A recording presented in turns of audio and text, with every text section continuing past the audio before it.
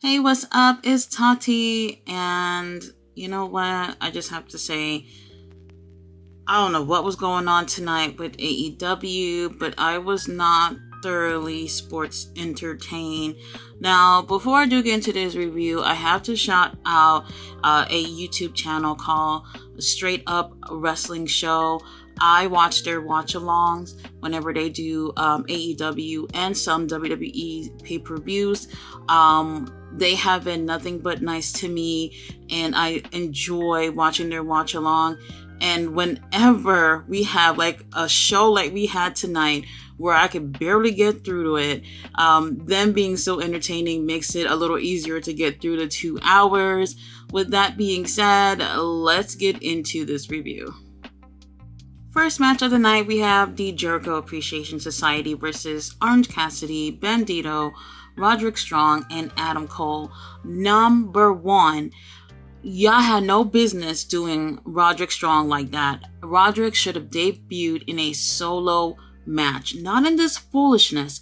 Now, what I think they should have did was, although he's friends with Adam Cole and he helped him last week, what they should have did was have him go against one person from the Jericho Appreciation Society, and preferably that would have been Daniel Garcia. I do think Daniel Garcia would have been a great opponent to have for a debut match. And also, Daniel faced Adam Cole when he returned from his injury, so I do think that would have been great. He's a really great wrestler, so that would have worked out. Either way, this match was predictable since last week, okay? We already knew who was going to win. Now, the only thing I really did appreciate about this match was that we got to see some action from Jericho Appreciation Society. I think in a good way, where even though I think the match was not that great, we still was able to see everybody participate. I don't like when these guys literally just come out and do nothing,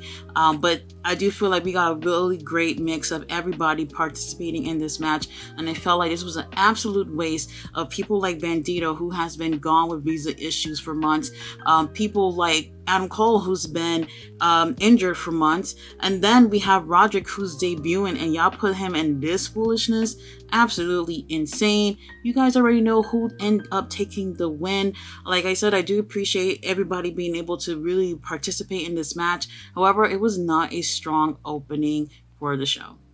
So after that match, Adam Cole runs straight to Chris Jericho, who was doing commentary, and they are going at it. Matter of fact, Chris Jericho doesn't really get a chance to do anything. He saw Adam running up the ramp towards him, and he just kept talking on commentary. Like, he's literally standing up watching Adam Cole come up to him, and he's still talking. Adam Cole beats his ass. Security comes and break it up. To be honest, I would have preferred the Jericho Appreciation Society and Adam's team to have breaking it up. I think I would have liked that visual better than the security.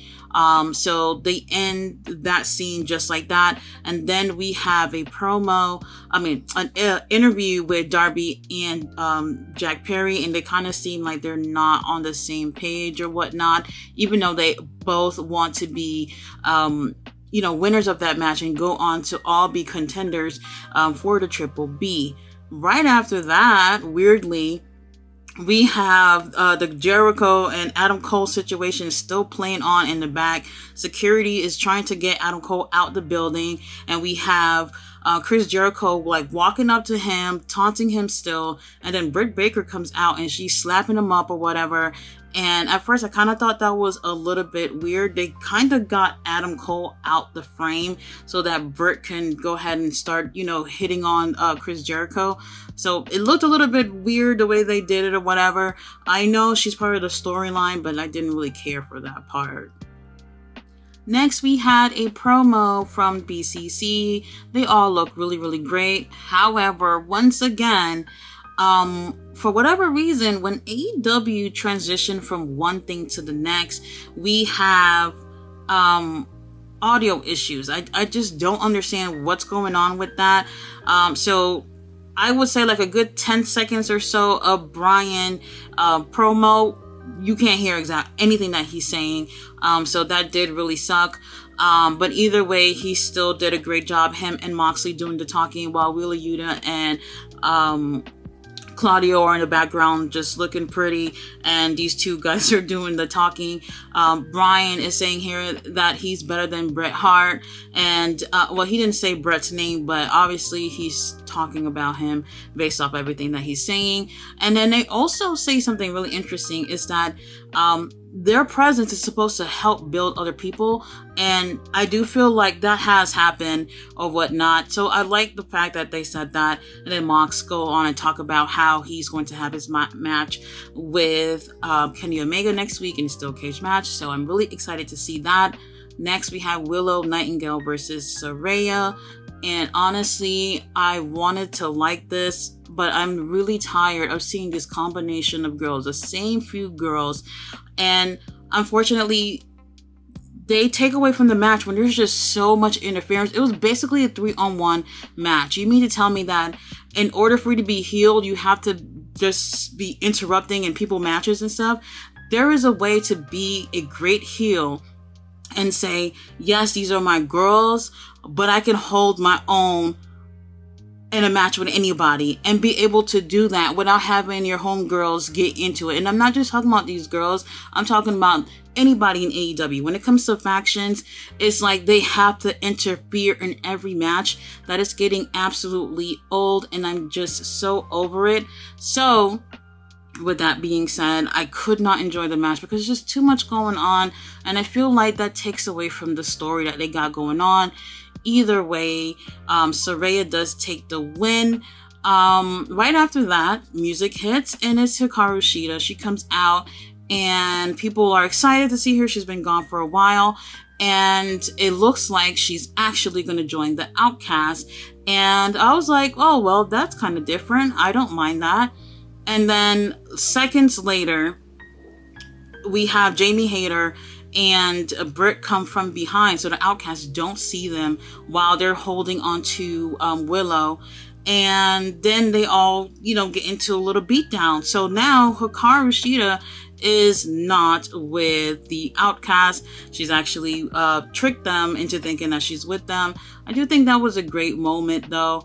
For whatever reason, Willow just fell off the face of the earth. Like, we didn't even see her after all that. It was just really, really weird how she was just absolutely gone or whatever.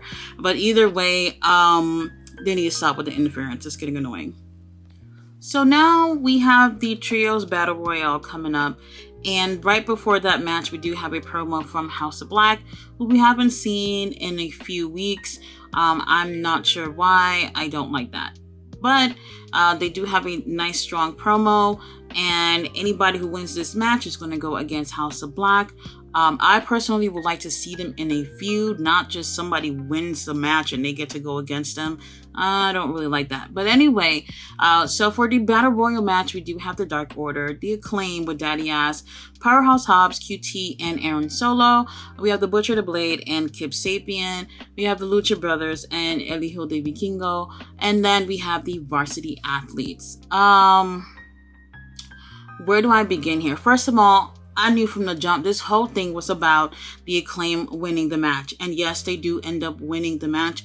What is up with this predictability? First of all, what I think they should have done, since the House of Black have not been here for several weeks, they should have just laid this out in a tournament, and whoever team would end up winning in the finals will get to go against the House of Black. That's what they should have done. And then also, I felt like with this match, they were just really highlighting certain teams or whatever.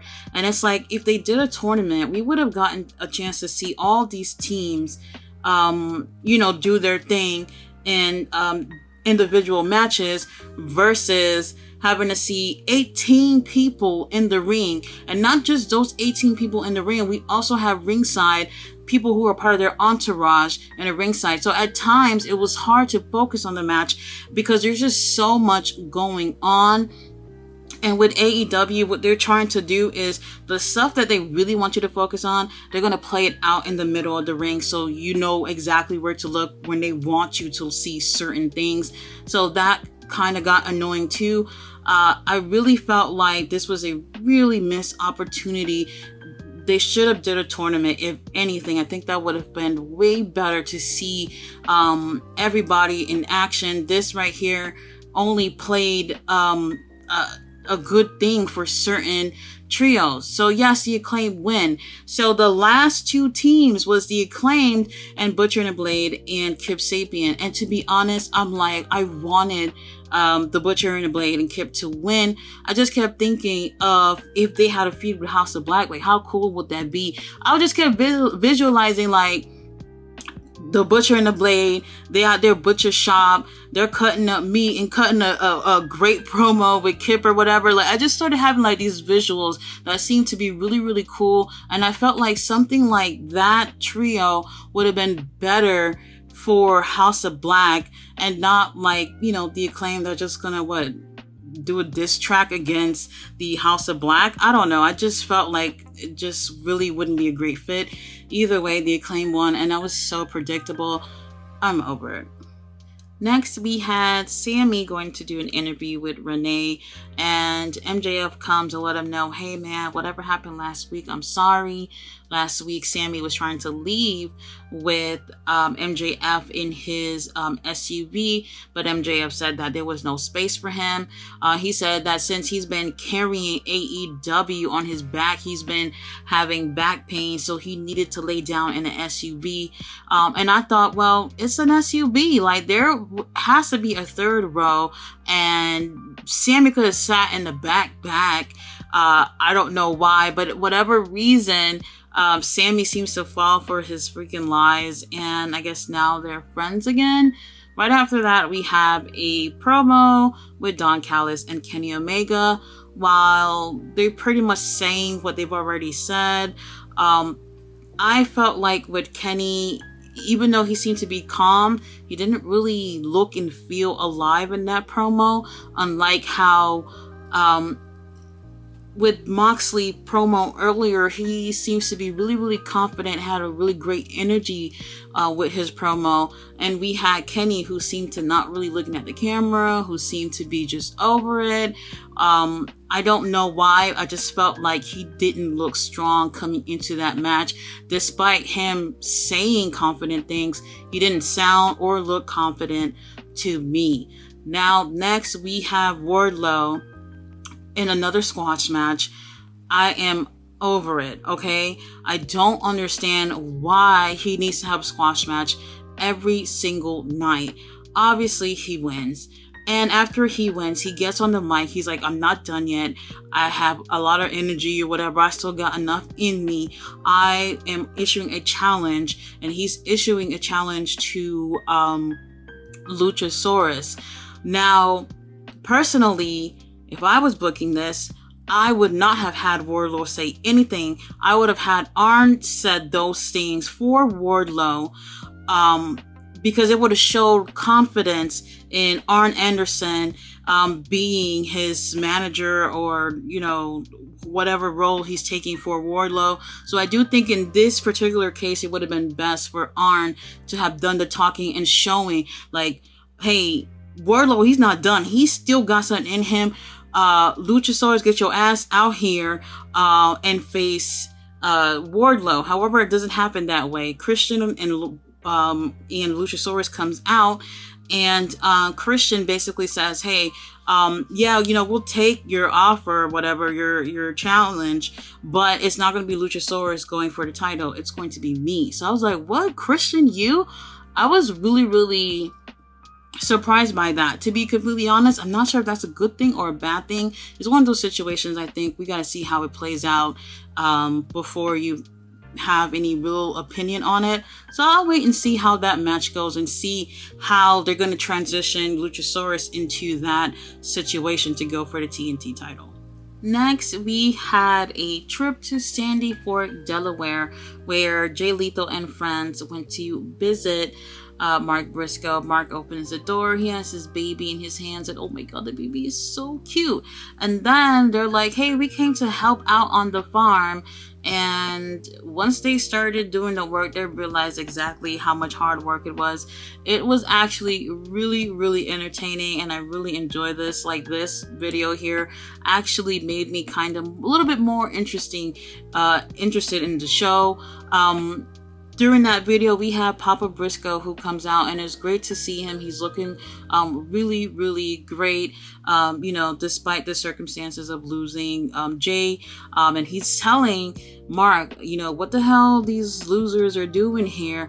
Jay, I know, and he's cool people, but the rest of them you really need to, watch your back for. And I found it interesting how he singled out Jay from the rest of them. So I'm wondering if there's going to be something where Jay might leave that group or something. I'm not really sure.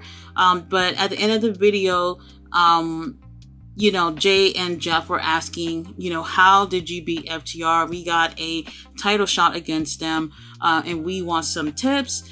And it ended there. So it's really interesting to see that. That was actually probably the funnest moment of the whole show. Next, we have Ricky Starks versus Juice Robinson. And up until that point, all the other matches were a bit of annoying. But this right here, I was like, okay, this is going to probably be the best match of the night. I hope there's no interference. And luckily, throughout the match, we really, really had some really great competitiveness with both of these guys. And no one interfered during the match.